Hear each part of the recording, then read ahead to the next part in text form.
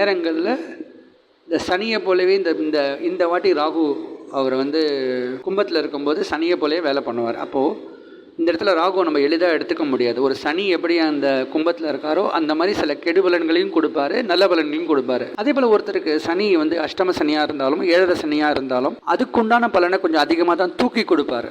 அப்போ பிரச்சனைகளும் அதிகமாக இருக்கும், ஒரு சில நேரங்களில் நல்ல பலன்களும் நல்லாயிருக்கும். ஸோ இது சுயஜாதகத்தை சில நேரங்களில் பைபாஸ் பண்ணி ஒரு சில பலன்கள் அவங்களுக்கு கிடைக்கிறதுக்கும் வாய்ப்பு இருக்குது.